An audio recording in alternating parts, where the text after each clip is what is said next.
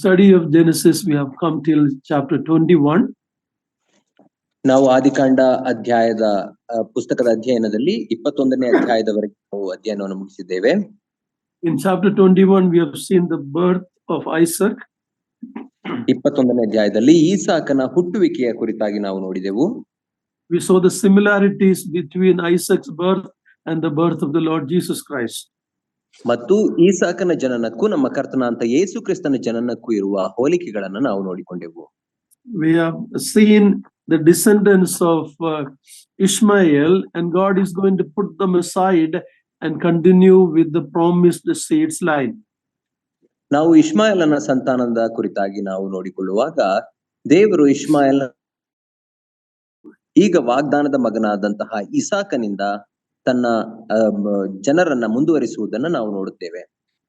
Even though the genealogy is put aside, the Arabs descendants of Ishmael, ದೇವರು ಅವರ ವಂಶಾವಳಿಗೆ ಅಷ್ಟೇನು ಪ್ರಾಮುಖ್ಯತೆಯನ್ನು ಕೊಡದೆ ಪಕ್ಕಕ್ಕಿಟ್ಟರು ಸಹ ಅರಬರು ಇನ್ನೂ ನಮ್ಮ ಮಧ್ಯದಲ್ಲಿ ವಾಸಿಸುತ್ತಿರುವುದನ್ನು ನಾವು ಕಾಣುತ್ತೇವೆ.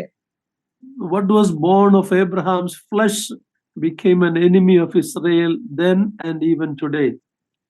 ಅಬ್ರಹಾಮನ ದೇಹದಿಂದ ಹುಟ್ಟಿ ಬಂದಂತಹ ಆ ಜನಾಂಗವು, ಇಷ್ಮಾಯೇಲನ ಮೂಲಕ ಬಂದ ಜನಾಂಗವು, ಅದು ಇಸ್ರಾಯೇಲರಿಗೆ ಮತ್ತು ಇಸ್ರಾಯೇಲ್ ಜನಾಂಗಕ್ಕೆ ಇನ್ನು ವಿರೋಧಿಗಳಾಗಿ ಮತ್ತು ಶತ್ರುಗಳಾಗಿ ಅವರನ್ನ ಕಾಡುತ್ತಿರುವುದನ್ನು ನಾವು ನೋಡುತ್ತಿದ್ದೇವೆ.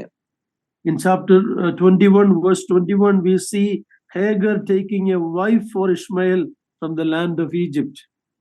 21ನೇ ಅಧ್ಯಾಯದ 21ನೇ ವಚನದಲ್ಲಿ ನಾವು ಬರುವಾಗ ಹಾಗರಳು ತನ್ನ ಮಗನಾಂತ ಇಷ್ಮಾಯೇಲನಿಗೆ ಐಗುಪ್ತ ದೇಶದಿಂದ ಹೆಂಡತಿಯನ್ನ ಅಥವಾ ತನಗೆ ಸೊಸೆಯನ್ನ ತಂದುಕೊಳ್ಳುವುದನ್ನು ನಾವು ನೋಡಿದೆವು.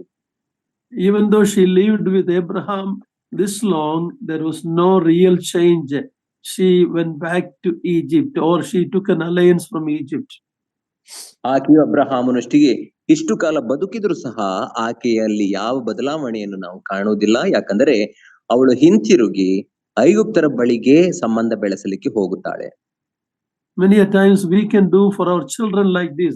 We take a marriage alliance from nominal Christians, so people who are not saved, and it always remain a problem. ನಾವು ಅನೇಕ ಸಂದರ್ಭಗಳಲ್ಲಿ ನಮ್ಮ ಮಕ್ಕಳಿಗೂ ಸಹ ಹೀಗೆ ನಾವು ಮಾಡುತ್ತೇವೆ. ನಾವು ವಿಶ್ವಾಸಿಗಳಲ್ಲದ ಅಥವಾ ಕೇವಲ ನಾಮಧೇಯ ಕ್ರೈಸ್ತರಲ್ಲಿ ನಮ್ಮ ಮಕ್ಕಳಿಗೆ ಸಂಬಂಧಗಳನ್ನು ಹುಡುಕಿಕೊಂಡು ನಾವು ಹೋಗುತ್ತೇವೆ. From verse 22 to the end of the chapter 21, 22ನೇ ವಚನದಿಂದ 21ನೇ ಅಧ್ಯಾಯದ ಕಡೆಯ ವಚನದವರೆಗೆ ನಾವು ಓದುವಾಗ Abraham making a covenant with Abimelech. ಅಬ್ರಹಾಮನು ಅಬಿಮೆಲೆಕನೊಟ್ಟಿಗೆ ಒಡಂಬಡಿಕೆ ಮಾಡಿಕೊಳ್ಳುವುದನ್ನು ಅಥವಾ ಒಪ್ಪಂದ ಮಾಡಿಕೊಳ್ಳುವುದನ್ನು ನಾವು ನೋಡುತ್ತೇವೆ. Verse 22 we read Abimelech telling to Abraham, God is with you in all that you do. Verse 22. 22ನೇ ವಚನಕ್ಕೆ ಬರುವಾಗ 21ನೇ ಅಧ್ಯಾಯದ 22ನೇ ವಚನದಲ್ಲಿ ಅಬಿಮೆಲೆಕನು ಅಬ್ರಹಾಮನಿಗೆ ಹೇಳುತ್ತಿದ್ದಾನೆ ಏನೆಂದರೆ, ನಿನ್ನೊಟ್ಟಿಗೆ ದೇವರು ಸದಾಕಾಲವೂ ಇದ್ದಾನೆ ಎಂಬುದಾಗಿ, ನೀನು ಮಾಡುವ ಎಲ್ಲಾ ಕೆಲಸಗಳಲ್ಲಿ ದೇವರು ನಿನ್ನ ಸಂಗಡ ಇದ್ದಾನೆ ಎಂಬುದಾಗಿ ಹೇಳುತ್ತಿದ್ದಾನೆ. That is a great testimony for unbelievers to say to believers that God, real God is with you. That's what we should long for, such testimony. ವಿಶ್ವಾಸಿಗಳಿಗೆ ಅವಿಶ್ವಾಸಿಗಳು ದೇವರು ನಿಮ್ಮೊಟ್ಟಿಗೆ ಇದ್ದಾನೆ ಎಂಬುದಾಗಿ ಹೇಳುವಂಥದ್ದು ಅದು ಅತ್ಯುತ್ತಮವಾದ ಸಾಕ್ಷಿಯಾಗಿದೆ. ನಾವು ಸಹ ನಮ್ಮ ಜೀವಿತಗಳಲ್ಲಿ ಅಂತ ಸಾಕ್ಷಿಯನ್ನು ಉಳಿಸಿಕೊಳ್ಳಲಿಕ್ಕಾಗಿ ಮತ್ತು ಬೆಳೆಸಲಿಕ್ಕಾಗಿ ನಾವು ಪ್ರಯಾಸ ಪಡಬೇಕು. I'm not going to spend much time in these verses, but in verse 32 and 33 we see that Abraham calling on the name of the Lord, the everlasting God. Verse 33. ನಾನು ಹೆಚ್ಚು ಈ ಅಧ್ಯಾಯದಲ್ಲಿ ಮುಂದುವರಿಯಲಿಕ್ಕೆ ಬಯಸುವುದಿಲ್ಲ. ಕಡೆಯದಾಗಿ 32, 33ನೇ ವಚನದಲ್ಲಿ ನಾವು ಬರುವಾಗ ದೇವರು ಆತನ ಹೆಸರನ್ನ ಹೇಳಿಕೊಂಡು ಅಲ್ಲಿ ಆರಾಧಿಸುವುದನ್ನು ನಾವು ನೋಡುತ್ತೇವೆ. ಆತನನ್ನ ನಿತ್ಯಕ್ಕೂ ಜೀವಿಸುವ ದೇವರು ಎಂಬುದಾಗಿ ಆತನು ಆರಾಧಿಸುತ್ತಿದ್ದಾನೆ. Abraham calling upon the name of the Lord. ಅಬ್ರಹಾಮನು ದೇವರ ಹೆಸರನ್ನ ಹೇಳಿಕೊಂಡು ಆರಾಧಿಸುತ್ತಿದ್ದಾನೆ. Wherever Abraham went, he called upon the name of the Lord. ಅಬ್ರಹಾಮನು ಎಲ್ಲೆಲ್ಲಿ ಹೋದನೋ ಅಲ್ಲೆಲ್ಲ ಆತನ ದೇವರ ಹೆಸರನ್ನ ಹೇಳಿಕೊಂಡು ಆರಾಧಿಸಿದನು. Verse 34 we read Abraham sojourned in the land of Philistine for many days. 34ನೇ ವಚನಕ್ಕೆ ನಾವು ಬರುವಾಗ ಅಬ್ರಹಾಮನು ಫಿಲಿಸ್ಟಿಯರ ದೇಶದಲ್ಲಿ ಬಹು ದಿವಸ ಇಳುಕೊಂಡು ಎಂಬುದಾಗಿ ನಾವು ಓದುತ್ತೇವೆ.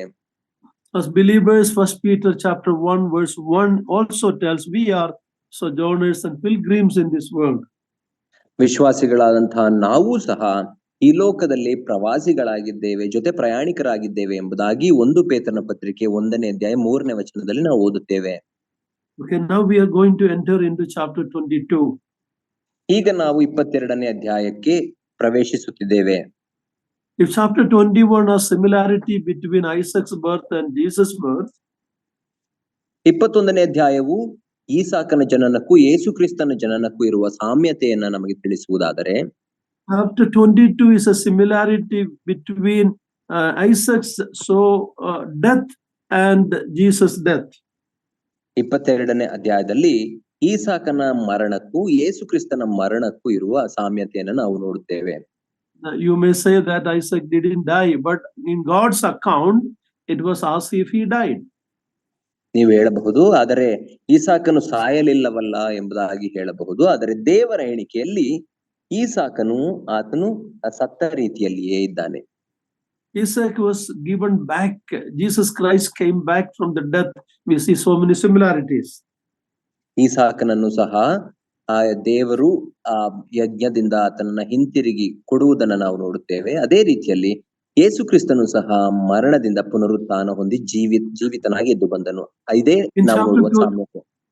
In chapter 22 we have come to a holy ground. 22ನೇ ಅಧ್ಯಾಯಕ್ಕೆ ಬರುವಾಗ ಇಲ್ಲಿ ಒಂದು ಪರಿಶುದ್ಧ ಸ್ಥಳಕ್ಕೆ ನಾವು ಬರುತ್ತೇವೆ. We should take off our sandal, our shoes, because we are in a holy ground. ನಾವು ಪರಿಶುದ್ಧ ಸ್ಥಳದಲ್ಲಿ ಇರುವ ಕಾರಣ ನಮ್ಮ ಕಾಲಿನ ಕೆರಗಳನ್ನು ನಾವು ತೆಗೆದು ಹಾಕಬೇಕು. Next to Calvary, this is one of the high point of sacrifice in the word of God. ದೇವರ ವಾಕ್ಯದಲ್ಲಿ ಕಲ್ವಾರಿ ಬೆಟ್ಟದ ನಂತರ ಅತ್ಯಂತ ಪರಿಶುದ್ಧವಾದಂತಹ ಸ್ಥಳ ಎಂದರೆ ಇದೇ ಆಗಿದೆ. It is foreshadowing of the death of God's only well-beloved Son on the cross. ಯೇಸು ದೇವರ ಒಬ್ಬನೇ ಪ್ರಿಯ ಕುಮಾರನ ಅಂತ ಯೇಸು ಕ್ರಿಸ್ತನ ಕಲ್ವಾರಿಯ ಶಿಲುಬೆಯ ಮರಣವನ್ನ ಇದು ಮುಂತಿಳಿಸುವಂತದ್ದಾಗಿದೆ, ಅಥವಾ ಅದಕ್ಕೆ ಛಾಯೆಯ ರೀತಿಯಲ್ಲಿ ಈ ಸ್ಥಳವಿದೆ. Let's read chapter 22 verse 1. 22ನೇ ಅಧ್ಯಾಯದ 1ನೇ ವಚನವನ್ನ ದಯಮಾಡಿ ಓದಿರಿ. ಈ ಸಂಗತಿಗಳಾದ ಮೇಲೆ ಅಬ್ರಹಾಮನು ದೇವರು ಅಬ್ರಹಾಮನನ್ನು ಪರಿಶೋಧಿಸಿದನು. ಹೇಗೆಂದರೆ ಆತನು ಅವನನ್ನು ಅಬ್ರಹಾಮನೇ ಎಂದು ಕರೆಯಲು ಅವನು ಇಗೋ ಇದ್ದೇನೆ ಎಂದನು. Okay, here we read God appearing to Abraham. ಇಲ್ಲಿ ನಾವು ದೇವರು ಅಬ್ರಹಾಮನಿಗೆ ಕಾಣಿಸಿಕೊಳ್ಳುವುದನ್ನು ನಾವು ಓದುತ್ತೇವೆ. We see the supreme test of Abraham's faith. ಅಬ್ರಹಾಮನ ನಂಬಿಕೆಯನ್ನ ದೇವರು ಅತ್ಯಂತ ಉತ್ತಮ ರೀತಿಯಲ್ಲಿ ಪರೀಕ್ಷಿಸುವುದನ್ನು ನಾವು ನೋಡುತ್ತೇವೆ. In some translation in English it says God tempted Abraham. English ಭಾಷೆಯ ಕೆಲವು ತರ್ಜುಮೆಗಳಲ್ಲಿ ದೇವರು ಅಬ್ರಹಾಮನನ್ನ ಶೋಧಿಸಿದನು ಅಥವಾ ಪರಿಶೋಧಿಸಿದನು ಎಂಬುದಾಗಿ ಬರೆಯಲ್ಪಟ್ಟಿದೆ. When you turn to James chapter 1, we see the difference between temptation and testing. ನೀವು ಯಾಕೋಬನ ಪತ್ರಿಕೆ 1ನೇ ಅಧ್ಯಾಯಕ್ಕೆ ನಿಮ್ಮ ಪುಸ್ತಕ ಸತ್ಯವೇದವನ್ನು ತಿಳಿಸುವಾಗ ಅಲ್ಲಿ ಶೋಧನೆಗೂ ಪರಿಶೋಧನೆಗೂ ಇರುವ ವ್ಯತ್ಯಾಸವನ್ನು ನೀವು ತಿಳಿದುಕೊಳ್ಳುತ್ತೀರಿ. God never tempts us with evil. ದೇವರು ಕೆಟ್ಟದ್ದಕ್ಕೆ ಕಾರಣನಲ್ಲ. But God will test our faith. ಆದರೆ ದೇವರು ನಮ್ಮನ್ನ ಪಾಪಕ್ಕಾಗಿ ಶೋಧಿಸುವುದಿಲ್ಲ, ಬದಲಾಗಿ ನಮ್ಮ ನಂಬಿಕೆಯನ್ನ ಆತನು ಪರಿಶೋಧಿಸುತ್ತಾನೆ. God never asks for human sacrifice. ದೇವರು ಎಂದಿಗೂ ಮನುಷ್ಯ ಬಲಿಯನ್ನ ಕೇಳುವುದಿಲ್ಲ. But in the life of pagans, they used to there are many pagan religions, they offer their children to Molech. ಆದರೆ ಅಂದಿನ ಅನ್ಯ ಜನರ ಲೋಕದ ಅನ್ಯ ಜನಗಳ ಪದ್ಧತಿಯಲ್ಲಿ ಮೊಲೆಕ್ ದೇವತೆಗೆ ತಮ್ಮ ಮಕ್ಕಳನ್ನ ಸಮರ್ಪಿಸುವ ಅಥವಾ ಯಜ್ಞ ಮಾಡುವಂತಹ ವಾಡಿಕೆ ಇತ್ತು. Even some of the Israel's or Judah's kings did the same thing. We read about Manasseh. He offered his son in the fire to. They have practiced the same evil day. ನಾವು ಮತ್ತು ಇಸ್ರಾಯೇಲರು ಸಹ ಅಂತಹ ಜನರ ಆ ನಡವಳಿಕೆಗಳನ್ನ ಹಿಂಬಾಲಿಸುವುದನ್ನ ನಾವು ನೋಡುತ್ತೇವೆ. ಇಸ್ರಾಯೇಲರು ಮತ್ತು ಯಹೂದ್ಯರು ಮೊಲೆಕನಿಗೆ ತಮ್ಮ ಮಕ್ಕಳುಗಳನ್ನ ಯಜ್ಞ ಮಾಡುವುದನ್ನ ನಾವು ನೋಡುತ್ತೇವೆ. ಉದಾಹರಣೆಗೆ ಮನಸ್ಸೆ ಅರಸನಾದಂತಹ ಮನಸ್ಸೆಯು, ಯಹೂದ್ಯರ ಅರಸನಾದ ಮನಸ್ಸೆಯು, is it Yes. King of Jerusalem or King of Judah. Yeah. ಯಹೂದ್ಯರ ಅರಸನಾದಂತಹ ಮನಸ್ಸೆಯು ತನ್ನ ಮಗನನ್ನ, ಹಿರಿಯ ಮಗನನ್ನ ಯಜ್ಞ ಮಾಡಿ ಬೆಂಕಿಯಲ್ಲಿ ಸುಟ್ಟು ಮೊಲೆಕನಿಗೆ ಅರ್ಪಿಸುವುದನ್ನ ನಾವು ನೋಡುತ್ತೇವೆ. But in the Bible, this is the first time it is suggested, God asking for the sacrifice of Isaac. ಆದರೆ ಸತ್ಯವೇದದಲ್ಲಿ ಇದೇ ಪ್ರಪ್ರಥಮ ಬಾರಿಗೆ ದೇವರು ಈಸಾಕನನ್ನ ತನಗೆ ಸಮರ್ಪಿಸಬೇಕು ಎಂಬುದಾಗಿ ಕೇಳುವುದನ್ನ ನಾವು ನೋಡುತ್ತೇವೆ. But there is a truth in the Bible that God requires a life to be given up in order that he might save sinners. ಆದರೆ ಇದರಲ್ಲಿ ಅಡಗಿರುವಂತಹ ಸತ್ಯಾಂಶವನ್ನು ನಾವು ಅರ್ಥ ಮಾಡಿಕೊಳ್ಳಬೇಕು. ಅದೇನೆಂದರೆ, ದೇವರು ಪಾಪಿಗಳನ್ನ ರಕ್ಷಿಸಲಿಕ್ಕಾಗಿ ಒಂದು ಜೀವವು ಬಲಿಯಾಗಬೇಕು ಅಥವಾ ಜೀವವು ಅದಕ್ಕೆ ಪ್ರಾಯಶ್ಚಿತ್ತವಾಗಿ ಕೊಡಬೇಕು ಎಂಬುದಾಗಿ ಆತನು ಬಯಸುತ್ತಾನೆ. None of the man qualifies to be that sacrifice except God's only beloved son. ಆದರೆ ಮನುಷ್ಯನ ಪಾಪಗಳಿಗಾಗಿ ಪ್ರಾಯಶ್ಚಿತ್ತವಾಗಿ ಅಥವಾ ಬದಲಾಗಿ ಸಮರ್ಪಿಸಲ್ಪಡಲಿಕ್ಕೆ ಯಾವುದೇ ಮನುಷ್ಯನು ಯೋಗ್ಯನಾಗಿರಲಿಲ್ಲ, ನಮ್ಮ ಕರ್ತನ ಅಂತ ಯೇಸು ಕ್ರಿಸ್ತನ ಬದಲು ಆತನನ್ನ ಬಿಟ್ಟು. So we are seeing in chapter 22 what happened in Mount Moriah. ನಾವು 22ನೇ ಅಧ್ಯಾಯದಲ್ಲಿ ಮೋರಿಯಾ ಬೆಟ್ಟದಲ್ಲಿ ಏನು ಸಂಭವಿಸಿತು ಎಂಬುದನ್ನು ನಾವು ಓದುತ್ತಿದ್ದೇವೆ. It is similar to the Mount Calvary in the Gospels. ನಾವು ಸುವಾರ್ಥ ಪುಸ್ತಕಗಳಲ್ಲಿ ಓದುವ ಕಲ್ವಾರಿ ಬೆಟ್ಟಕ್ಕೆ ಈ ಮೋರಿಯಾ ಬೆಟ್ಟವು ಸಮಾನವಾಗಿದೆ. Mount Moriah was a place of sacrifice. ಮೋರಿಯಾ ಬೆಟ್ಟ ಎಂಬುದಾಗಿ ಹೇಳುವಾಗ ಅದು ಯಜ್ಞವನ್ನ ಸಮರ್ಪಿಸುವಂತಹ ಸ್ಥಳವಾಗಿತ್ತು. Later we see Mount Sinai. ನಂತರ ನಾವು ಸೀನಾಯಿ ಬೆಟ್ಟದ ಕುರಿತಾಗಿ ಓದುತ್ತೇವೆ. That is a place where God displays his holiness. ಆ ಸೀನಾಯಿ ಬೆಟ್ಟ ಎಂಬುದಾಗಿ ಹೇಳುವಾಗ ಅಲ್ಲಿ ದೇವರು ತನ್ನ ಮಹಿಮೆಯನ್ನ ಪ್ರದರ್ಶಿಸಿದನು ಅಥವಾ ತೋರ್ಪಡಿಸಿದನು. The sacrifice and holiness. ಮೋರಿಯಾ ಬೆಟ್ಟ ಎಂಬುದಾಗಿ ಹೇಳುವಾಗ ಅದು ಯಜ್ಞ ಸಮರ್ಪಣೆಯ ಸ್ಥಳ.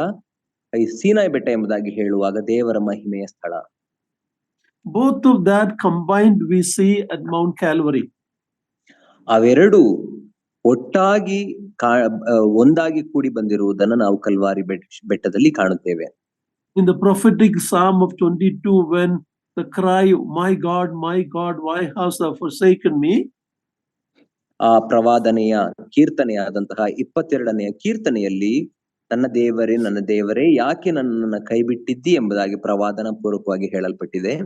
But the answer is there in verse 3, because you are holy. ಅದಕ್ಕೆ ಉತ್ತರವನ್ನ ನಾವು 3ನೇ ವಚನದಲ್ಲಿಯೇ ನಾವು ಓದುತ್ತೇವೆ. ಅದೇನೆಂದರೆ, ಯಾಕಂದರೆ ನೀನು ಪರಿಶುದ್ಧನು. This chapter brings us to the 7th and the last appearance of God to Abraham. ಈ ಒಂದು 22ನೇ ಅಧ್ಯಾಯವು ದೇವರು ಅಬ್ರಹಾಮನಿಗೆ ಕಟ್ಟಕಡೆಯದಾಗಿ ಅಥವಾ ಎರಡನೆಯ ಬಾರಿ ಕಟ್ಟಕಡೆಯದಾಗಿ ಕಾಣಿಸಿಕೊಳ್ಳುವುದನ್ನು ನಾವು ಓದುತ್ತೇವೆ. Seventh time. 7ನೆಯ ಬಾರಿ ಅಥವಾ ಕಟ್ಟಕಡೆಯ ಸಾರಿಗೆ 7ನೆಯ ಸಾರಿ ದೇವರು ಅಬ್ರಹಾಮನಿಗೆ ಕಾಣಿಸಿಕೊಳ್ಳುತ್ತಾನೆ. After this, there is nothing more that God can ask Abraham to do. ಇದಾದ ನಂತರ ದೇವರು ಅಬ್ರಹಾಮನಿಂದ ಇದಕ್ಕಿಂತ ಹೆಚ್ಚಾಗಿ ಏನನ್ನೂ ಬಯಸಲಿಲ್ಲ. In Romans 8:32, we see the parallel. ಈ ರೋಮಾಪುರದವರಿಗೆ ಬರೆದ ಪತ್ರಿಕೆ 8ನೇ ಅಧ್ಯಾಯ 23ನೇ ವಚನದಲ್ಲಿ ಇದಕ್ಕೆ ಸರಿಸಮಾನವಾದಂತಹ ವಚನವನ್ನು ನಾವು ಓದುತ್ತೇವೆ. 8:32, please read that. 8ನೇ ಅಧ್ಯಾಯ ರೋಮಾಪುರದವರಿಗೆ ಬರೆದ ಪತ್ರಿಕೆ 32ನೇ ವಚನ ದಯಮಾಡಿ ಓದಿರಿ. ಸ್ವಂತ ಮಗನನ್ನು ಉಳಿಸಿಕೊಳ್ಳದೆ ಆತನನ್ನು ನಮ್ಮೆಲ್ಲರಿಗೋಸ್ಕರ ಒಪ್ಪಿಸಿಕೊಟ್ಟನಲ್ಲ, ಮಗನನ್ನು ಕೊಟ್ಟ ಮೇಲೆ ಸಮಸ್ತವನ್ನು ನಮಗೆ ದಯಪಾಲಿಸದೆ ಇರುವನೇ. Yeah, so this is a supreme test that God brought to this man Abraham. ಅಬ್ರಹಾಮನಿಗೆ ದೇವರು ಆತನ ನಂಬಿಕೆಯನ್ನ ಪರೀಕ್ಷಿಸಲಿಕ್ಕಾಗಿ ತಂದಂತಹ ಅತ್ಯಂತ ಉತ್ಕೃಷ್ಟವಾದಂತಹ ಅತ್ಯಂತ ಮಿಗಿಲಾದಂತಹ ಪರಿಶೋಧನೆ ಇದಾಗಿದೆ. Chapter 22 of Genesis parallels with Psalm 22, Isaiah 53, great chapters of the word of God. ಆದಿಕಾಂಡ 22ನೇ ಅಧ್ಯಾಯವು ಅದು ಏಷಾಯನ ಪ್ರವಾದನೆ ಗ್ರಂಥ 53ನೇ ಅಧ್ಯಾಯ ಮತ್ತು ಕೀರ್ತನೆಗಳ ಪುಸ್ತಕ 22ನೇ ಅಧ್ಯಾಯಕ್ಕೆ ಅದು ಸರಿಸಮಾನವಾಗಿದೆ. ಇವು 3 ಅಧ್ಯಾಯಗಳು ಅತ್ಯಂತ ಉತ್ತಮವಾದಂತಹ ಅಧ್ಯಾಯಗಳಾಗಿವೆ ಸತ್ಯವೇದದಲ್ಲಿ. It speaks about the truth of the cross of Christ. ಈ 3 ಅಧ್ಯಾಯಗಳು ಶಿಲುಬೆಯ ಯೇಸು ಕ್ರಿಸ್ತನ ಶಿಲುಬೆಯ ಸತ್ಯದ ಕುರಿತಾಗಿ ನಮಗೆ ಮಾತನಾಡುತ್ತವೆ.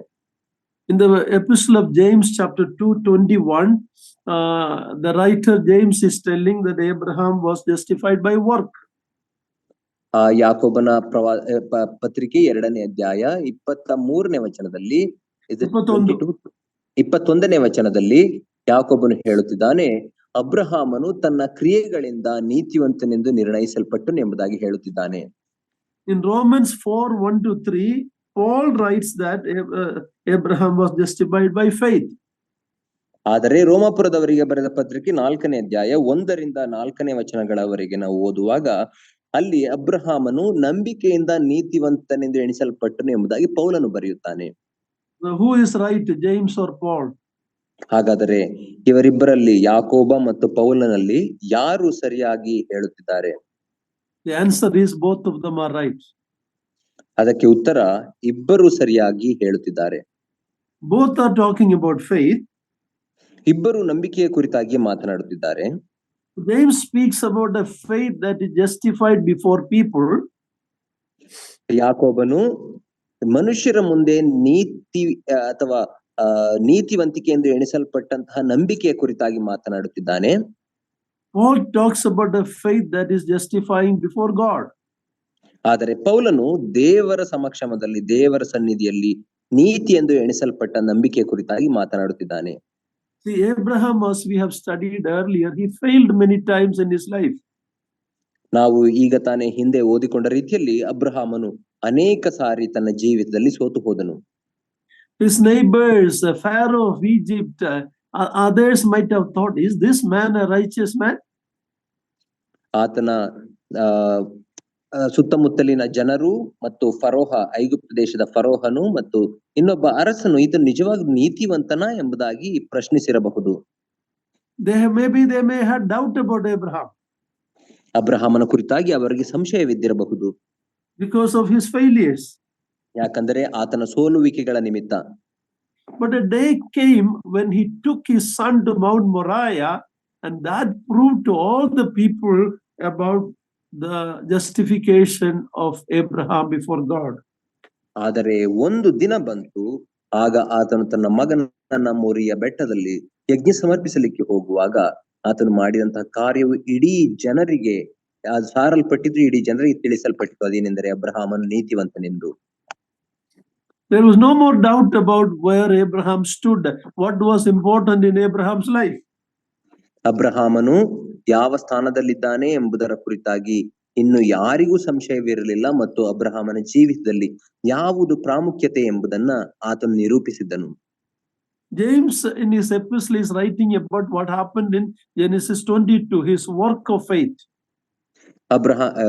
ಅಬ್ರಹಾಮನು ಆದಿಕಾಂಡ 22ನೇ ಅಧ್ಯಾಯದಲ್ಲಿ ತನ್ನ ನಂಬಿಕೆಯ ಕುರಿತಾಗಿ, ತನ್ನ ನಂಬಿಕೆಯಿಂದ ಮಾಡಿದಂತಹ ಕಾರ್ಯದ ಕುರಿತಾಗಿ ಯಾಕೋಬನು ಮಾತನಾಡುತ್ತಿದ್ದಾನೆ. Paul is talking about what happened in Genesis 15:6. Please read that verse. ಆದರೆ ಪೌಲನು ಆದಿಕಾಂಡ 15ನೇ ಅಧ್ಯಾಯ 6ನೇ ವಚನದಲ್ಲಿ ನಡೆದ ಸಂಗತಿಯ ಕುರಿತಾಗಿ ಮಾತನಾಡುತ್ತಿದ್ದಾನೆ ರೋಮಾಪುರ ಪತ್ರಿಕೆಯಲ್ಲಿ. ದಯಮಾಡಿ ಅದನ್ನ ಓದಿರಿ. Genesis 15:6. ಆದಿಕಾಂಡ 15ನೇ ಅಧ್ಯಾಯ 6ನೇ ವಚನ. ಅಬ್ರಹಾಮನು ಯೆಹೋವನನ್ನು ನಂಬಿದನು, ಯೆಹೋವನು ಅವನ ನಂಬಿಕೆಯನ್ನು ಅವನ ಲೆಕ್ಕಕ್ಕೆ ನೀತಿ ಎಂದು ಎಣಿಸಿದನು. Yeah, that is the basis of Abraham's work of faith. He believed God. ಅಬ್ರಹಾಮನ ನಂಬಿಕೆಯ ಕಾರ್ಯಕ್ಕೆ ಇದೇ ಉದಾಹರಣೆಯಾಗಿದೆ ಅಥವಾ ಇದೇ ಒಂದು ತೀರ್ಪಿನ ರೀತಿಯಲ್ಲಿದೆ. ಅದೇನೆಂದರೆ ಅಬ್ರಹಾಮನು ನಂಬಿದನು ದೇವರನ್ನ, ಅದು ಆತನ ಲೆಕ್ಕಕ್ಕೆ ನಂಬಿಕೆ ಎಂದು, ನೀತಿವಂತಿಕೆ ಎಂದು ಎಣಿಸಲ್ಪಟ್ಟಿತ್ತು. In John's Gospel chapter 6, 28 and 29, some people ask Jesus, what is the work that we can do that pleases God? ಯೋಹಾನನ ಸುವಾರ್ತಾ ಪುಸ್ತಕದಲ್ಲಿ 6ನೇ ಅಧ್ಯಾಯ 28-29ನೇ ವಚನದಲ್ಲಿ ಆತನ ಶಿಷ್ಯರು ಯೇಸು ಸ್ವಾಮಿಯನ್ನ ಕೇಳುತ್ತಾರೆ, ದೇವರನ್ನ ಮೆಚ್ಚಿಸಲಿಕ್ಕೆ ನಾವು ಯಾವ ಕಾರ್ಯವನ್ನ ಮಾಡಬೇಕು ಎಂಬುದಾಗಿ. Not the disciples, but the Pharisees and others. ಫರಿಸಾಯರು ಮತ್ತು ಇತರರು ಅಲ್ಲಿ ಯೇಸು ಕ್ರಿಸ್ತನನ್ನ ಕೇಳುತ್ತಾರೆ. Jesus said the greatest work is to believe in the one whom God the Father has sent. ಅದಕ್ಕೆ ಯೇಸು ಕ್ರಿಸ್ತನು ಕೊಡುವಂತಹ ಕಾರ್ಯವೇನೆಂದರೆ, ದೇವರು ಮೆಚ್ಚುವ ಕೆಲಸ ಯಾವುದೆಂದರೆ ಆತನು ಕಳುಹಿಸಿಕೊಟ್ಟವನನ್ನು ನೀವು ನಂಬುವುದೇ ಅಂದನು. So when we come to chapter 20, it is the most challenging and shining scene in the life of Abraham. 22ನೇ ಅಧ್ಯಾಯಕ್ಕೆ ನಾವು ಬರುವಾಗ ಅಬ್ರಹಾಮನ ಜೀವಿತದಲ್ಲಿ ಅತ್ಯಂತ ಸವಾಲಿನ ಒಂದು ಪರಿಸ್ಥಿತಿ ಇದಾಗಿತ್ತು ಮತ್ತು ಆತನ ಜೀವಿತದಲ್ಲಿ ಹೊಳೆಯುವ ರೀತಿಯಲ್ಲಿ ಕಾಣಿಸುವಂತಹ ಕಾರ್ಯ ಈ 22ನೇ ಅಧ್ಯಾಯದಲ್ಲಿ ತಿಳಿಸಲ್ಪಟ್ಟಿದೆ. In verse 1, he tested and asked him to do something very strange. 21ನೇ ಅಧ್ಯಾಯದಲ್ಲಿ ದೇವರು ಆತನು ಒಂದು ವಿಚಿತ್ರವಾದ ಕಾರ್ಯ, 22ನೇ ಅಧ್ಯಾಯ 1ನೇ ವಚನದಲ್ಲಿ ದೇವರು ಒಂದು ವಿಚಿತ್ರವಾದಂತಹ ನಂಬಲು ಅಸಾಧ್ಯವಾದ ಕಾರ್ಯವನ್ನು ಮಾಡಲಿಕ್ಕೆ ಹೇಳುವುದನ್ನು ನಾವು ನೋಡುತ್ತೇವೆ. I mean in verse 2. 2ನೇ ವಚನದಲ್ಲಿ he asked to do something very strange. ಒಂದು ವಿಚಿತ್ರವಾದಂತಹ ಅಥವಾ ಅಪರಿಚಿತವಾದಂತಹ ಕಾರ್ಯವನ್ನು ಮಾಡಲಿಕ್ಕೆ ದೇವರು ಅಬ್ರಹಾಮನಿಗೆ ಕೇಳುತ್ತಿದ್ದಾನೆ. But before we come to verse 2, we see in verse 1, Abraham's response to God's call, he was available. 2ನೇ ವಚನದಲ್ಲಿ ದೇವರು ಆಜ್ಞೆಯನ್ನು ಕೊಡುವುದಕ್ಕಿಂತ ಮುಂಚೆ ಹಿಂದಿನ ವಚನ 1ನೇ ವಚನದಲ್ಲಿ ಅಬ್ರಹಾಮನ ಪ್ರತಿಕ್ರಿಯೆ ಏನಾಗಿತ್ತು? ಇಗೋ ಇದ್ದೇನೆ. ಅಂದರೆ ದೇವರಿಗೆ ಆತನು ಸಿಕ್ಕುವ ಪರಿಸ್ಥಿತಿಯಲ್ಲಿ ಅಥವಾ ಸಿಕ್ಕುವ ಹಾಗೆ ಇದ್ದನು. God can only use those who are available to him. ದೇವರು ಆತನಿಗಾಗಿ ಯಾವಾಗಲೂ ಸಿದ್ಧರಿರುವವರನ್ನ ಮಾತ್ರ ತನ್ನ ಸೇವೆಯಲ್ಲಿ ಉಪಯೋಗಿಸುತ್ತಾನೆ. God is not looking at your ability or my ability, but our availability for him. ದೇವರು ನನ್ನ ಮತ್ತು ನಿನ್ನ ಸಾಮರ್ಥ್ಯವನ್ನ ನೋಡುವುದಿಲ್ಲ, ಬದಲಾಗಿ ನನ್ನ ನಿನ್ನ ಸಿಗುವಿಕೆ ಅಥವಾ ಸಿದ್ಧತೆಯನ್ನ ಆತನು ನೋಡುತ್ತಾನೆ. When God called, Abraham was available. He responded, here am I. ದೇವರು ಅಬ್ರಹಾಮನನ್ನ ಕರೆಯುವಾಗ ಆತನು ಸಿದ್ಧನಿದ್ದನು, ಅದಕ್ಕೆ ಪ್ರತಿಕ್ರಿಯೆಯಾಗಿ ಇಗೋ ಇದ್ದೇನೆ ಎಂಬುದಾಗಿ ಉತ್ತರಿಸಿದನು. In contrast to this, when God called Moses for going to Egypt and deliver the children of Israel, Moses had many excuses. ಆದರೆ ಇದಕ್ಕೆ ತದ್ವಿರುದ್ಧವಾಗಿ ದೇವರು ಮೋಶೆಯನ್ನ ಕರೆಯುವಾಗ ಮತ್ತು ಐಗುಪ್ತ ದೇಶಕ್ಕೆ ಹೋಗಿ ತನ್ನ ಜನರಾದಂತಹ ಇಸ್ರಾಯೇಲರನ್ನ ಬಿಡಿಸು ಎಂಬುದಾಗಿ ಹೇಳುವಾಗ ಅದಕ್ಕೆ ವಿರುದ್ಧವಾಗಿ ಆತನು ಉತ್ತರಿಸಿದನು. Many excuses, never. ಅನೇಕ ನೆವಗಳನ್ನ ಮೋಶೆ ಹೇಳುವುದನ್ನ ನಾವು ನೋಡುತ್ತೇವೆ. Maybe because of his earlier failure. ಬಹುಶಃ ಆತನ ಹಿಂದಿನ ಸೋಲುವಿಕೆಯ ನಿಮಿತ್ತ. But thank God, God is a God of second chance. ಆದರೆ ನಾವು ದೇವರಿಗೆ ಸ್ತೋತ್ರ ಸಲ್ಲಿಸೋಣ, ನಮ್ಮ ದೇವರು ಆತನು ಎರಡನೇ ಅವಕಾಶ ಕೊಡುವ ದೇವರಾಗಿದ್ದಾನೆ. In contrast to this, God's Son, our Lord, said in Psalm 40 verse 7 and 8. Please read Psalm 40 verses 7 and 8. Which was, uncle? Psalm 40, 40ನೇ ಕೀರ್ತನೆ 7-8. 40ನೇ ಕೀರ್ತನೆ 7-8ನೇ ವಚನದಲ್ಲಿ ದೇವರು ಈ ರೀತಿ ಹೇಳಿದ್ದಾನೆ. ಆಗ ನಾನು ಇಗೋ ಇದ್ದೇನೆ, ನನ್ನ ಕರ್ತವ್ಯವು ಗ್ರಂಥದ ಸುರುಳಿಯಲ್ಲಿ ಬರೆದದೆ. ನನ್ನ ದೇವರೇ, ನಿನ್ನ ಚಿತ್ತವನ್ನು ನೆರವೇರಿಸುವುದೇ ನನ್ನ ಸಂತೋಷವು, ನಿನ್ನ ಧರ್ಮೋಪದೇಶವು ನನ್ನ ಅಂತರಂಗದಲ್ಲಿದೆ ಅಂದನು. Here we read about the Lord Jesus Christ prophetically telling, here I am. ಇಲ್ಲಿ ನಮ್ಮ ಕರ್ತನಾದಂತ ಯೇಸು ಕ್ರಿಸ್ತನು ಪ್ರವಾದನಾ ಪೂರ್ವಕವಾಗಿ ಹೇಳುತ್ತಿರುವುದನ್ನು ನಾವು ನೋಡುತ್ತೇವೆ, ಇಗೋ ಇದ್ದೇನೆ ಎಂಬುದಾಗಿ. Only when we are available to God, God can use us. ದೇವರ ಕರೆಯುವಿಕೆಗೆ ನಾವು ಸಿದ್ಧವಿದ್ದು ಆತನಿಗೆ ನಾವು ಸಿಗುವ ಹಾಗೆ ಇರುವಾಗ ಮಾತ್ರ ನಮ್ಮನ್ನು ಆತನು ಉಪಯೋಗಿಸುತ್ತಾನೆ. Luke chapter 1 verse 38, we read Mary's commitment. When the angel explained the thing, she's telling, let it be according to God's will. ಲೂಕನ ಸುವಾರ್ತೆ 2ನೇ ಅಧ್ಯಾಯದಲ್ಲಿ ನಾವು ನೋಡುವಾಗ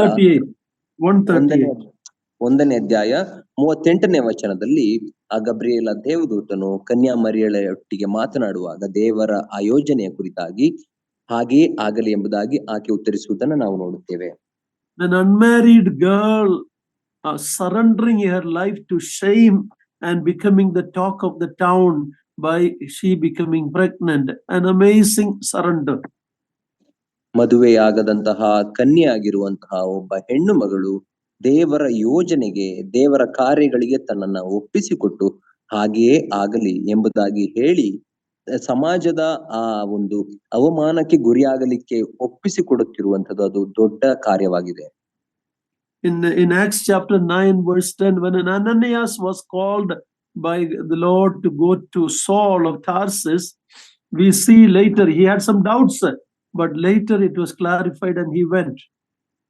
ಅಪೊಸ್ತಲರ ಕೃತ್ಯ 9ನೇ ಅಧ್ಯಾಯದಲ್ಲಿ ಅನನೀಯನನ್ನ ದೇವರು ಕರೆದು ತಾರ್ಸದ ಸೌಲನ ಬಳಿಗೆ ಹೋಗು ಎಂಬುದಾಗಿ ಹೇಳುವಾಗ ಆತನಿಗೆ ಮನಸ್ಸಿನಲ್ಲಿ ಕೆಲವು ಸಂಶಯಗಳಿರುತ್ತದೆ. ಆ ಸಂಶಯಗಳನ್ನ ದೇವರು ಬಗೆಹರಿಸಿದಾಗ ಅನನೀಯನು ಸೌಲನ ಬಳಿಗೆ ಹೋಗುವುದನ್ನ ನಾವು ನೋಡುತ್ತೇವೆ, ತಾರ್ಸದ ಸೌಲನ ಬಳಿಗೆ. My dear brothers and sisters, when God calls us, are we available for his call? ನನ್ನ ಪ್ರಿಯ ಸಹೋದರ ಸಹೋದರಿಯರೇ, ದೇವರು ನಮ್ಮನ್ನ ಕರೆಯುವಾಗ ಆತನ ಕರೆಯುವಿಕೆಗೆ ನಾವು ಸಿದ್ಧರಿದ್ದೇವೋ? There is an amazing truth I learned in Isaiah 58 verse 9. Please read that. Isaiah 58 verse 9. ಯೆಶಾಯನ ಪ್ರವಾದನೆ ಗ್ರಂಥ 58ನೇ ಅಧ್ಯಾಯ 9ನೇ ವಚನದಲ್ಲಿ ನಾನು ಕಲಿತುಕೊಂಡಂತಹ ಒಂದು ಅತ್ಯಂತ ವಿಶೇಷ ಸತ್ಯಾಂಶವಾಗಿದೆ. ದಯಮಾಡಿ ಅದನ್ನ ಓದಿರಿ. ಆಗ ನೀವು ಕೂಗಿದರೆ ಯೆಹೋವನು ಉತ್ತರ ಕೊಡುವನು, ಮೊರೆ ಇಟ್ಟು ಕರೆದರೆ ಇಗೋ ಇದ್ದೇನೆ ಅನ್ನುವನು. ನೀವು ನಿಮ್ಮ ಮಧ್ಯದೊಳಗಿಂದ ನೊಗವನ್ನು Here we read the same response. When we call upon the Lord, God is telling, here am I. ಮತ್ತು ಅದೇ ರೀತಿಯಲ್ಲಿ ದೇವರು ಸಹ ನಾವು ಆತನನ್ನ ಕರೆಯುವಾಗ ಉತ್ತರಿಸುವಾತನಾಗಿದ್ದಾನೆ, ಇಗೋ ಇದ್ದೇನೆ ಎಂಬುದಾಗಿ. That is an amazing, wonderful truth. God Almighty is available to us when we call upon him in verse 9, but there is some condition. Look at verse 6, 7 and 8. Same chapter, verse 6, 7 and 8. ಇದೊಂದು ಅತ್ಯಂತ ಅದ್ಭುತವಾದಂತಹ ಸತ್ಯಾಂಶವು ಅಡಗಿರುವಂತಹ ವಚನವಾಗಿದೆ. ಏನೆಂದರೆ, ಸರ್ವಶಕ್ತನಾದಂತ ದೇವರು ನಾವು ಆತನನ್ನ ಕರೆಯುವಾಗ ಇಗೋ ಇದ್ದೇನೆ ಎಂಬುದಾಗಿ ನಮಗೆ ಉತ್ತರಿಸುವುದನ್ನು ನಾವು ನೋಡುತ್ತೇವೆ. ಆದರೆ ಅದಕ್ಕೆ ಕೆಲವು ಷರತ್ತುಗಳಿದೆ. ಅದನ್ನ ನಾವು 7 ಮತ್ತು 8ನೇ ವಚನದಲ್ಲಿ ನಾವು ಓದುತ್ತೇವೆ. 6, 7, 8ನೇ ವಚನದಲ್ಲಿ. 6, 7 and 8. 6, 7, 8ನೇ ವಚನ. Isaiah 58. ಯೆಶಾಯ 58.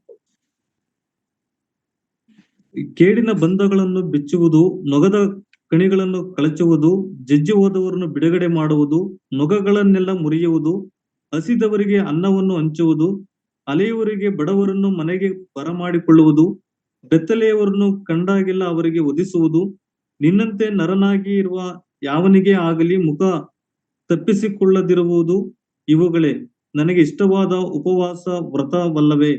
ಇದನ್ನು ಆಚರಿಸುವಾಗ ನಿಮಗೆ ಬೆಳಕು ಉದಯದಂತೆ ಭೇದಿಸಿಕೊಂಡು ಬರುವುದು, ನಿಮ್ಮ ಕ್ಷೇಮವು ಬೇಗನೆ ವಿಕಸಿಸುವುದು, ನಿಮ್ಮ ಧರ್ಮವು ನಿಮಗೆ ಮುಂಬಲವಾಗಿ ಮುಂದುವರಿಯುವುದು, ಯೆಹೋವನ ಮಹಿಮೆಯು ನಿಮಗೆ ಹಿಂಬಲವಾಗಿರುವುದು.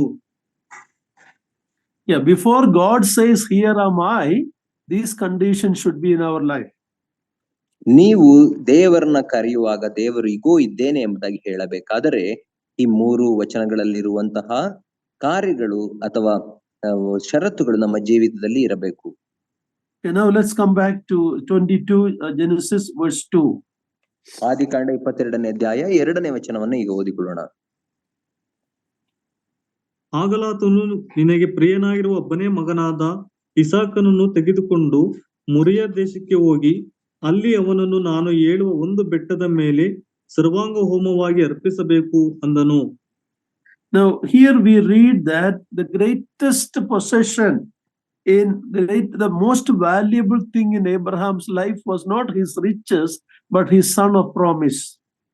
ಇಲ್ಲಿ ನಾವು ಓದುತ್ತೇವೆ ಏನೆಂದರೆ, ಅಬ್ರಹಾಮನ ಜೀವಿತದಲ್ಲಿ ಅತ್ಯಂತ ಅಮೂಲ್ಯವಾದಂತಹ ಸಂಪತ್ತು ಏನಾಗಿತ್ತೆಂದರೆ ಆತನ ಐಶ್ವರ್ಯವಲ್ಲ, ಬದಲಾಗಿ ಆತನ ಮಗನೇ ಆಗಿದ್ದನು. The son of God's promise. ದೇವರ ವಾಗ್ದಾನದ ಮಗನಾದ ಇಸಾಕನು. The same way in heaven there was nothing more beloved than God's beloved son. ಅದೇ ರೀತಿಯಲ್ಲಿ ಪರಲೋಕದಲ್ಲಿಯೂ ಸಹ ದೇವರಿಗೆ ತನ್ನ ಮಗನಾದಂತಹ ಯೇಸು ಕ್ರಿಸ್ತನಿಗಿಂತ ಮಿಗಿಲಾದದ್ದು ಪ್ರಿಯವಾದದ್ದು ಬೇರೆ ಯಾವುದೂ ಇರಲಿಲ್ಲ. We read in Romans 8:32, he did not spare him, but gave himself us for us all. 8ನೇ ಅಧ್ಯಾಯ ರೋಮಾಪುರದವರಿಗೆ ಬರೆದ ಪತ್ರಿಕೆ 32ನೇ ವಚನದಲ್ಲಿ ನಾವು ಓದುತ್ತೇವೆ ಏನೆಂದರೆ, ಆತನು ತನ್ನ ಮಗನನ್ನೇ ಉಳಿಸಿಕೊಳ್ಳದೆ ನಮಗಾಗಿ ಕೊಟ್ಟು ಬಿಟ್ಟನು ಎಂಬುದಾಗಿ. Beloved ones, what qualification you and I had to get such a gift? ನನ್ನ ಪ್ರಿಯ ಸಹೋದರ ಸಹೋದರಿಯರೇ, ನಾವು ಅಂತಹ ದೇವರ ಅತ್ಯಮೂಲ್ಯವಾದಂತಹ ಬಹುಮಾನವನ್ನ ಹೊಂದಿಕೊಳ್ಳಲಿಕ್ಕೆ ನಮ್ಮಲ್ಲಿ ಯಾವ ಯೋಗ್ಯತೆ ಇತ್ತು? Before that giving, many a times we give lame excuses why we cannot serve God, why we cannot please God.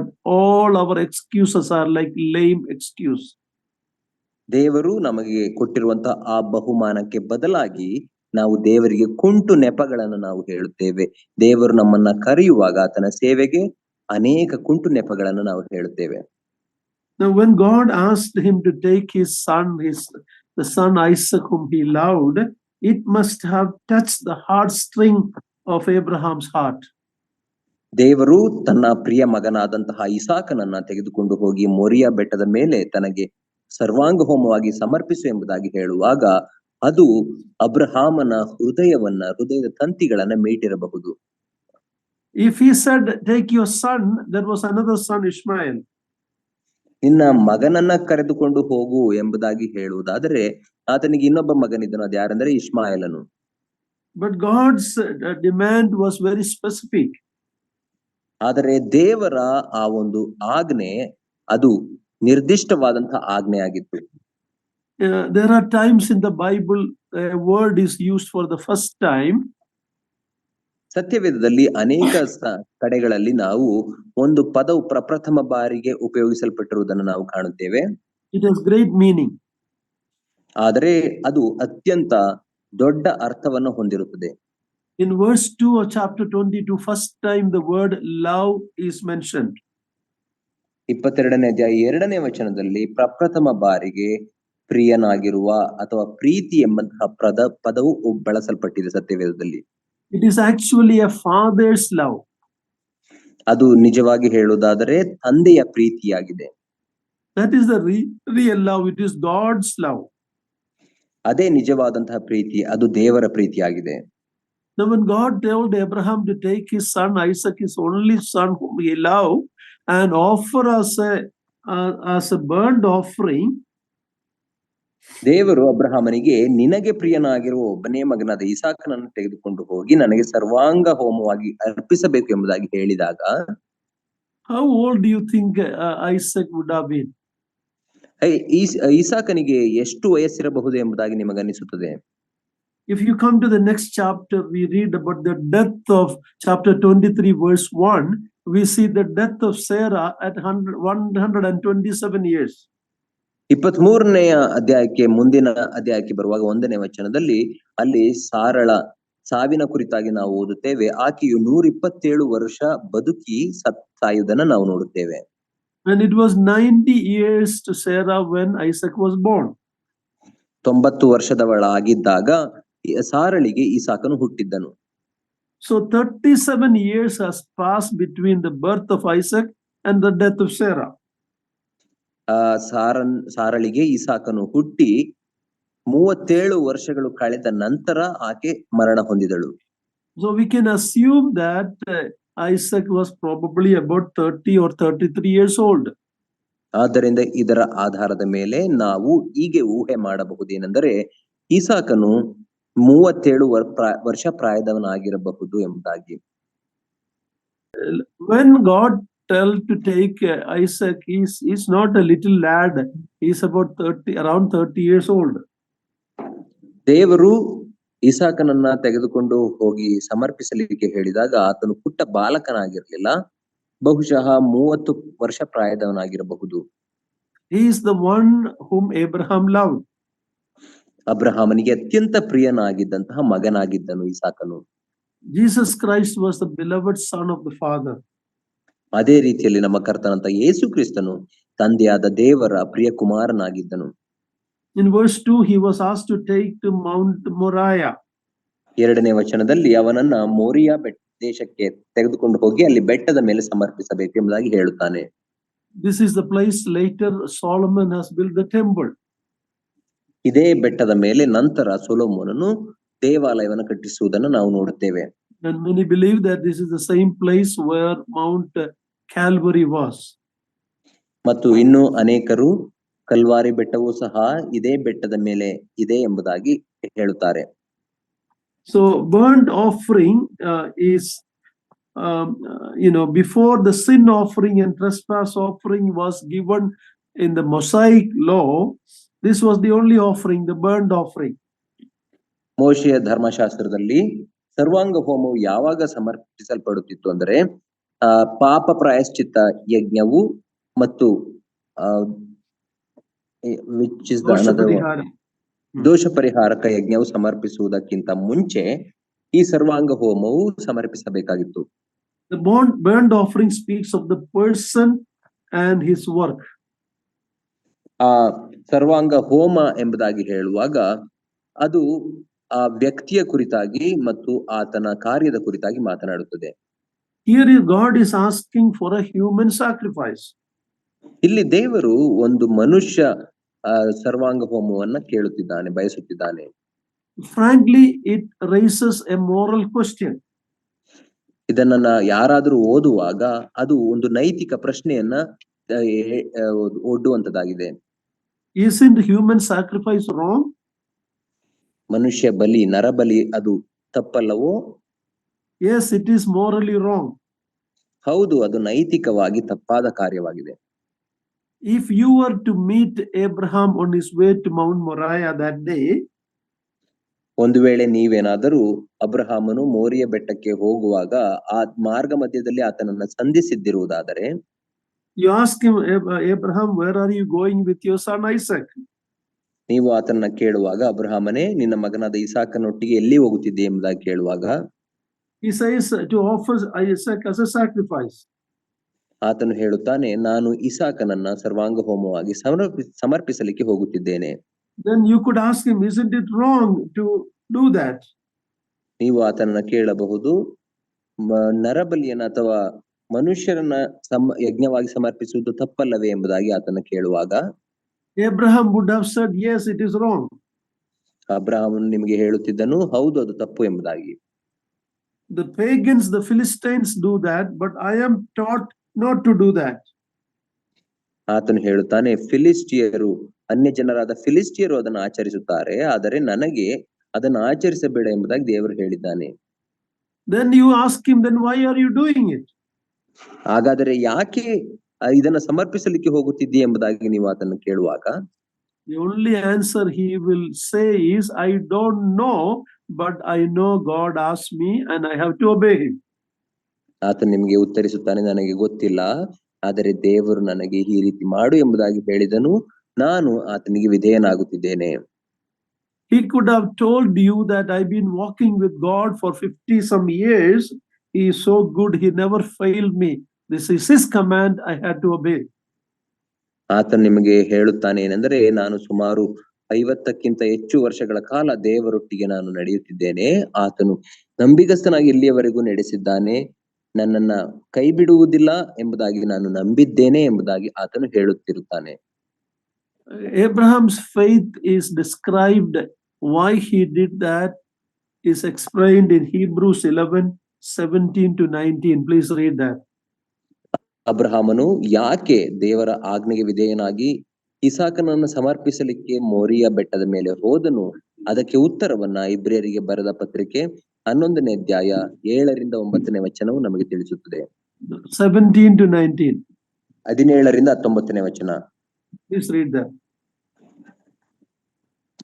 ಅಬ್ರಹಾಮನು ಪರಿಶೋಧಿತನಾಗಿ ನಂಬಿಕೆಯಿಂದಲೇ ಇಸಾಕನನ್ನು ಸಮರ್ಪಿಸಿದನು. ಇಸಾಕನು ಅವನ ಏಕ ಪುತ್ರನಾಗಿದ್ದರು ಮತ್ತು ಇಸಾಕನಿಂದ ಹುಟ್ಟುವವರೇ ನಿನ್ನ ಸಂತತಿ ಎನಿಸಿಕೊಳ್ಳುವರೆಂದು ದೇವರು ಅವನಿಗೆ ಹೇಳಿದರು. ಆ ವಾಗ್ದಾನಗಳನ್ನು ಹೊಂದಿದ ಅವನು ಆ ಒಬ್ಬನೇ ಮಗನನ್ನು ಸಮರ್ಪಿಸುವುದಕ್ಕಿದ್ದನು. ತನ್ನ ಮಗನು ಸತ್ತರೂ ದೇವರು ಅವನನ್ನು ಬದುಕಿಸ ಸಮರ್ಥನಾಗಿದ್ದಾನೆಂದು ತಿಳುಕೊಂಡನು ಮತ್ತು ಸತ್ತವರೊಳಗಿಂದ ಜೀವಿತನಾಗಿ ಬಂದವನಂತೆ ಅವನನ್ನು ಹೊಂದಿದನು. Yeah, this is what we read, that the reason why Abraham went to obey because he believed in the power of God to raise him even from ashes.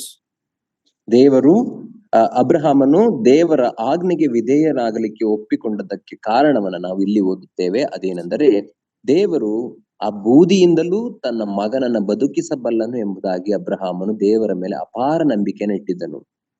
Now, this is a great faith because there was never an incident of anybody being raised from dead before this.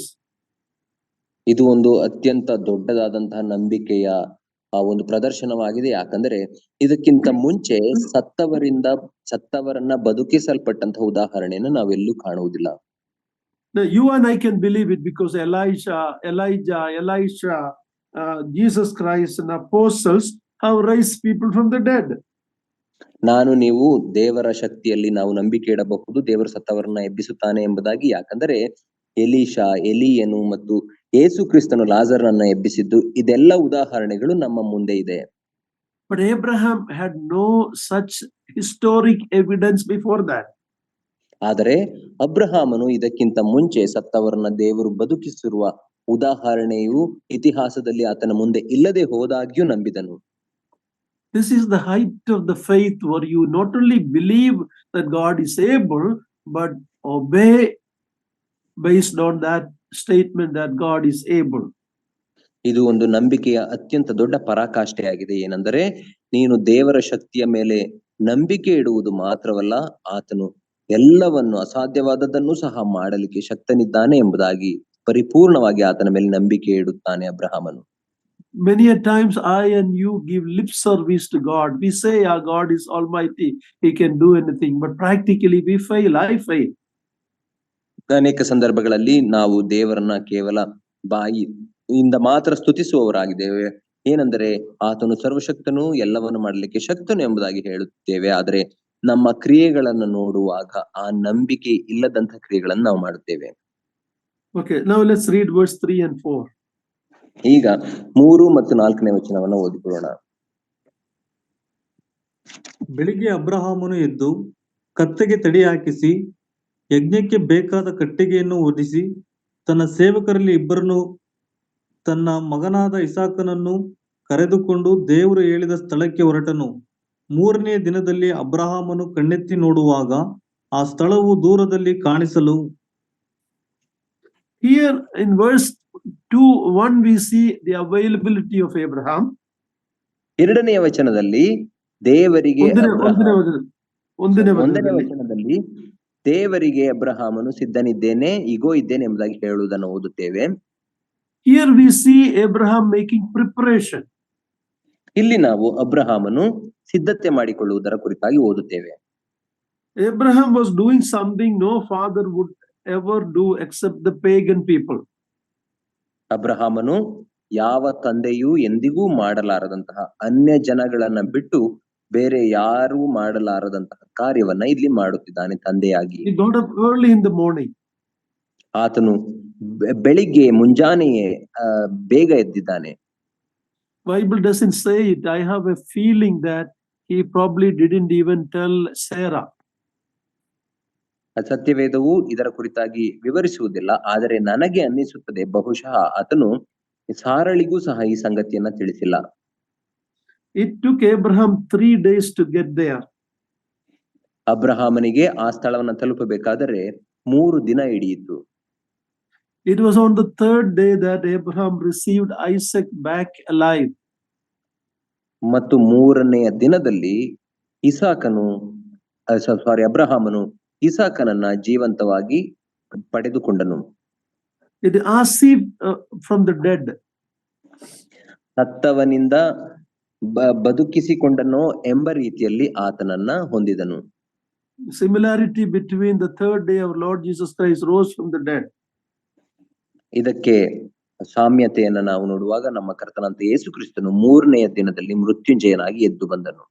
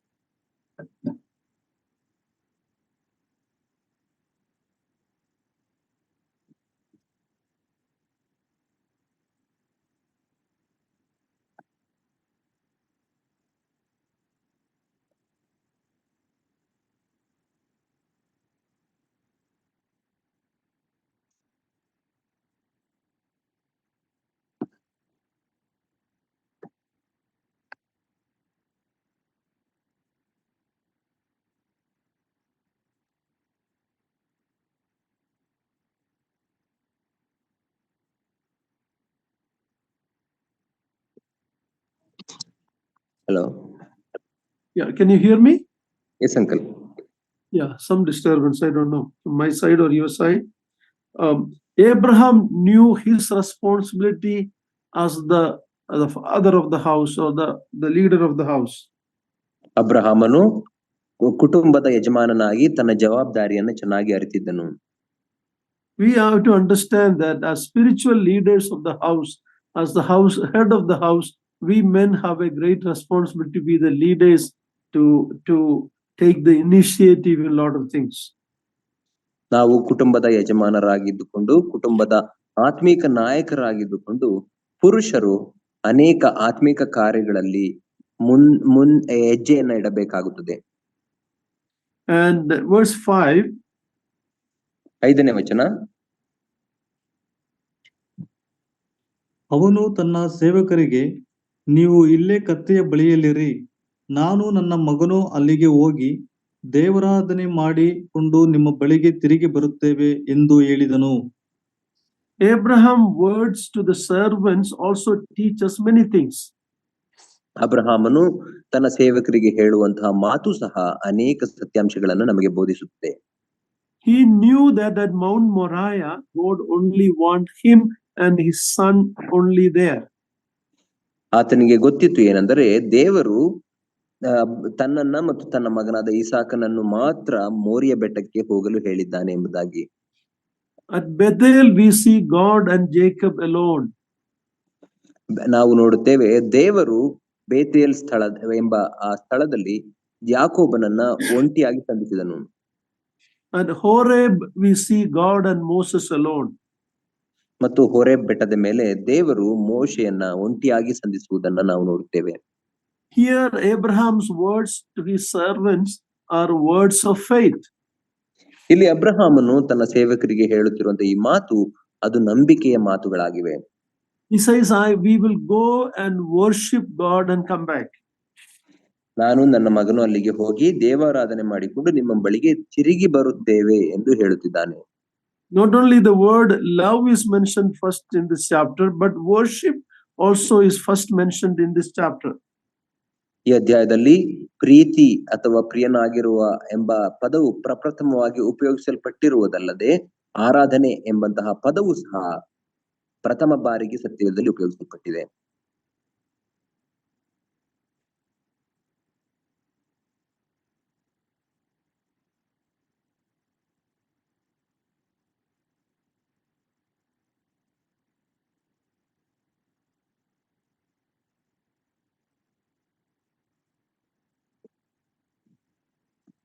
Hello,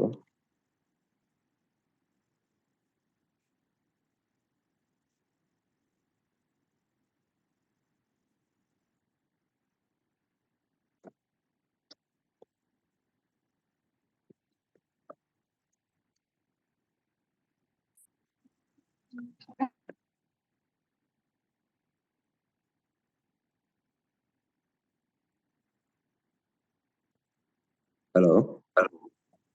Yeah. Ranjan? Yes, uncle. Yeah, I don't know. In between, I'm getting this. Okay, sorry. Abraham understood that worship has to be costly. ಅಬ್ರಹಾಮನು ಅರ್ಥ ಮಾಡಿಕೊಂಡಿದ್ದನು ಏನೆಂದರೆ ಅವನಿಗೆ ಈ ರೀತಿ ಅರ್ಥವಾಗಿರಬಹುದು, ಆರಾಧನೆ ಅದು ಅತ್ಯಂತ ದುಬಾರಿಯಾದಂತಹ ಕಾರ್ಯ ಎಂಬುದಾಗಿ. In 2 Samuel 24:24, we read David telling that I won't offer to God anything that does not cost me. 2ನೇ ಸಮುವೇಲನ ಗ್ರಂಥ 24ನೇ ಅಧ್ಯಾಯ 24ನೇ ವಚನದಲ್ಲಿ ಅಲ್ಲಿ ದಾವೀದನು ಹೇಳುತ್ತಾನೆ ಏನೆಂದರೆ ದೇವರಿಗೆ ಸುಮ್ಮನೆ ಪಡಕೊಂಡದ್ದನ್ನು ನಾನು ಸಮರ್ಪಿಸುವುದಿಲ್ಲ ಅಥವಾ ಉಚಿತವಾಗಿ ಹೊಂದಿದ್ದನ್ನು ಸಮರ್ಪಿಸುವುದಿಲ್ಲ ಎಂದು ಹೇಳುತ್ತಾನೆ. Now when we come to Calvary, ಆದರೆ ನಾವು ಕಲ್ವಾರಿ ಬೆಟ್ಟಕ್ಕೆ ಬರುವಾಗ what was happening there was between God the Father and his Son. ಅಲ್ಲಿ ಸಂಭವಿಸಿದಂತಹ ಸಂಗತಿಗಳು ಅದು ತಂದೆಯಾದ ದೇವರಿಗೂ ತನ್ನ ಮಗನಾದಂತಹ ಯೇಸು ಕ್ರಿಸ್ತನ ನಡುವೆ ನಡೆದಂತಹ ಸಂಗತಿಗಳಾಗಿದ್ದವು. So it's a transaction between God the Father and God the Son. ಅಲ್ಲಿ ಕಲ್ವಾರಿ ಬೆಟ್ಟದಲ್ಲಿ ತಂದೆಯಾದ ದೇವರಿಗೂ ಮಗನಾದ ದೇವರಿಗೂ ಅಲ್ಲಿ ವ್ಯವಹಾರ ನಡೆಯುತ್ತಿರುವುದನ್ನು ನಾವು ನೋಡುತ್ತೇವೆ. Read 2 Corinthians 5:19. 2 ಕೊರಿಂಥದವರಿಗೆ ಬರೆದ ಪತ್ರಿಕೆ 5ನೇ ಅಧ್ಯಾಯ 19ನೇ ವಚನವನ್ನ ದಯಮಾಡಿ ಓದಿರಿ. 2 Corinthians 5:19. 2 ಕೊರಿಂಥ 5:19. ಆ ಸಮಾಧಾನ ವಾಕ್ಯವೇನೆಂದರೆ, ದೇವರು ಮನುಷ್ಯರ ಅಪರಾಧಗಳನ್ನು ಅವರ ಲೆಕ್ಕಕ್ಕೆ ಹಾಕದೆ ಲೋಕವನ್ನು ಕ್ರಿಸ್ತನಲ್ಲಿ ತನಗೆ ಸಮಾಧಾನ ಪಡಿಸಿಕೊಳ್ಳುತ್ತಿದ್ದಾನೆಂಬುದೇ. ಅದನ್ನು ಸಾರುವ ಸೇವೆಗೆ ನಮ್ಮನ್ನು ನೇಮಿಸಿದ್ದಾನೆ. God was in Christ reconciling the world. ದೇವರು ಯೇಸು ಕ್ರಿಸ್ತನಲ್ಲಿ ಇದ್ದುಕೊಂಡು ಈ ಲೋಕವನ್ನ ತನಗೆ ಸಂಧಾನ ಪಡಿಸಿಕೊಳ್ಳುತ್ತಿದ್ದನು. The cross is not only a sacrifice of the Son, but it was also the sacrifice of the Father. ಶಿಲುಬೆ ಎಂಬುದಾಗಿ ಹೇಳುವಾಗ ಅದು ಮಗನಾದ ಯೇಸು ಕ್ರಿಸ್ತನ ಯಜ್ಞವು ಮಾತ್ರವಲ್ಲ, ಬದಲಾಗಿ ತಂದೆಯಾದ ದೇವರೂ ಸಹ ಅಲ್ಲಿ ಸಮರ್ಪಿಸುತ್ತಿರುವುದನ್ನ ಅಥವಾ ಯಜ್ಞ ಮಾಡುತ್ತಿರುವುದನ್ನ ನಾವು ನೋಡುತ್ತೇವೆ. For the Father to give his only beloved Son and spare him not is a great sacrifice. ತಂದೆಯಾದ ದೇವರು ತನ್ನ ಒಬ್ಬನೇ ಕುಮಾರನನ್ನ ಮಗನನ್ನ ಉಳಿಸಿಕೊಳ್ಳದೆ ಶಿಲುಬೆ ಮೇಲೆ ಸಮರ್ಪಿಸಿದ್ದು ಅದು ದೊಡ್ಡದಾದಂತಹ ಒಂದು ತ್ಯಾಗವಾಗಿದೆ. The sacrifice of Isaac was a sacrifice of Abraham also. ಈಸಾಕನ ಯಜ್ಞ ಸಮರ್ಪಣೆಯ ಕಾರ್ಯ ಅದು ಅಬ್ರಹಾಮನ ಯಜ್ಞ ಸಮರ್ಪಣೆಯ ಕಾರ್ಯವೂ ಸಹ ಆಗಿದೆ. Let's read verse 6 to 8. ಈಗ 6ರಿಂದ 8ನೇ ವಚನಗಳನ್ನ ಓದಿಕೊಳ್ಳೋಣ. ಆಗ ಅಬ್ರಹಾಮನು ಯಜ್ಞಕ್ಕೆ ಬೇಕಾದ ಕಟ್ಟಿಗೆಯನ್ನು ತನ್ನ ಮಗನಾದ ಇಸಾಕನ ಮೇಲೆ ಒರೆಸಿ ತನ್ನ ಕೈಯಲ್ಲೇ ಬೆಂಕಿಯನ್ನು ಕತ್ತಿಯನ್ನು ತೆಗೆದುಕೊಂಡ ನಂತರ ಅವರಿಬ್ಬರು ಹೊರಟು ಹೋದರು. ಹೋಗುವಾಗ ಇಸಾಕನು ತನ್ನ ತಂದೆಯಾದ ಅಬ್ರಹಾಮನಿಗೆ ಅಪ್ಪ ಎಂದು ಕರೆಯಲು ಅಬ್ರಹಾಮನು ಏನು ಮಗನೇ ಎಂದನು. ಇಸಾಕನು, ಇಗೋ, ಬೆಂಕಿಯು ಕಟ್ಟಿಗೆಯೂ ಉಂಟು, ಆದರೆ ಹೋಮಕ್ಕೆ ಬೇಕಾದ ಕುರಿ ಎಲ್ಲಿ ಎಂದು ಕೇಳಿದಕ್ಕೆ ಅಬ್ರಹಾಮನು, ಮಗನೇ, ಹೋಮಕ್ಕೆ ಬೇಕಾದ ಕುರಿಯನ್ನು ದೇವರೇ ಒದಗಿಸುವನು ಅಂದನು. Abraham took the wood and laid it upon Isaac his son. ಅಬ್ರಹಾಮನು ಕಟ್ಟಿಗೆಯನ್ನು ತೆಗೆದುಕೊಂಡು ತನ್ನ ಮಗನ ಮೇಲೆ ಹೊರಿಸಿದನು. In the Gospels we read about Jesus carrying his own cross to Calvary. ಸುವಾರ್ಥ ಪುಸ್ತಕಗಳಲ್ಲಿ ನಾವು ನೋಡುವಾಗ ನಮ್ಮ ಕರ್ತನಂತ ಯೇಸು ಕ್ರಿಸ್ತನು ತನ್ನ ಮರದ ಶಿಲುಬೆಯನ್ನ ತಾನೇ ಹೊತ್ತುಕೊಂಡನು ಎಂಬುದಾಗಿ ನೋಡುತ್ತೇವೆ. Fire here speaks of God's judgment. ಬೆಂಕಿ ಎಂಬುದಾಗಿ ಹೇಳುವಾಗ ಅದು ದೇವರ ನ್ಯಾಯ ತೀರ್ಪಿನ ಕುರಿತಾಗಿ ಮಾತನಾಡುತ್ತದೆ. Knife speaks about the execution of the judgment. ಕತ್ತಿ ಎಂಬುದಾಗಿ ಹೇಳುವಾಗ ದೇವರ ನ್ಯಾಯ ತೀರ್ಪಿನ ಕಾರ್ಯಗತ ಮಾಡುವಂತಹ ಕಾರ್ಯವನ್ನ ಅದು ನಮಗೆ ತಿಳಿಸುತ್ತದೆ. On the way, Isaac asking an important question because he has seen many times Abraham sacrificing. ಮಾರ್ಗ ಮಧ್ಯದಲ್ಲಿ ಇಸಾಕನು ತನ್ನ ತಂದೆಯಾದ ಅಬ್ರಹಾಮನಿಗೆ ಒಂದು ಪ್ರಮುಖವಾದ ಪ್ರಶ್ನೆಯನ್ನ ಕೇಳುತ್ತಿದ್ದಾನೆ. ಯಾಕಂದರೆ ಅನೇಕ ಬಾರಿ ತನ್ನ ತಂದೆ ಯಜ್ಞ ಸಮರ್ಪಿಸುವುದನ್ನ ಆತನು ನೋಡಿದ್ದನು. Where is the lamb for the offering sacrifice? ಯಜ್ಞಕ್ಕೆ ಬೇಕಾದಂತಹ ಕುರಿ ಮರಿಯು ಎಲ್ಲಿ ಎಂಬುದಾಗಿ ಕೇಳುತ್ತಿದ್ದಾನೆ. Now in verse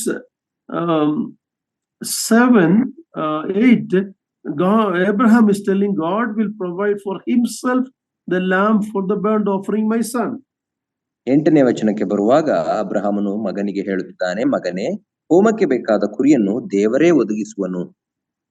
Now in verse 13 later we read that there was a ram that was found caught in the thickest of the bush, which Abraham took and offered in the place of Isaac.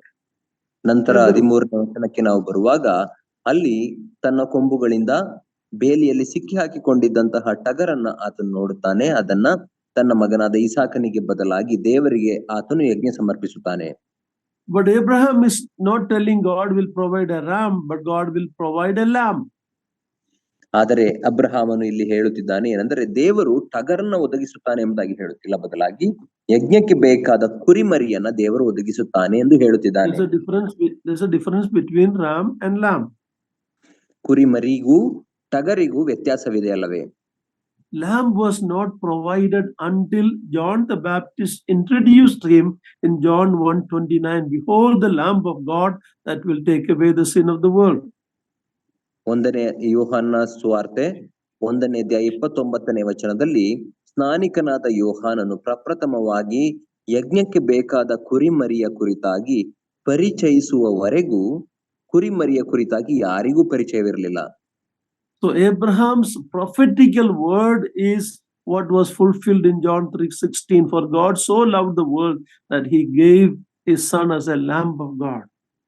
ಆದ್ದರಿಂದ 8ನೇ ವಚನದಲ್ಲಿ ಪ್ರವಾದನಾ ಪೂರ್ವಕವಾಗಿ ಅಬ್ರಹಾಮನು ಹೇಳಿದ ಮಾತು ಹೋಮಕ್ಕೆ ಬೇಕಾದ ಕುರಿಮರಿ ಅಥವಾ ಕುರಿ ಎಂಬುದಾಗಿ ಹೇಳುವ ಈ ಮಾತು ಅದು ಯೋಹಾನ ಸುವಾರ್ತೆ 3ನೇ ಅಧ್ಯಾಯ 16ನೇ ವಚನದಲ್ಲಿ ನೆರವೇರಿತು. ಅದೇನೆಂದರೆ ದೇವರು ಲೋಕದ ಮೇಲೆ ಎಷ್ಟೋ ಪ್ರೀತಿಯನ್ನಿಟ್ಟು ತನ್ನ ಒಬ್ಬನೇ ಮಗನನ್ನ ಕೊಟ್ಟನು.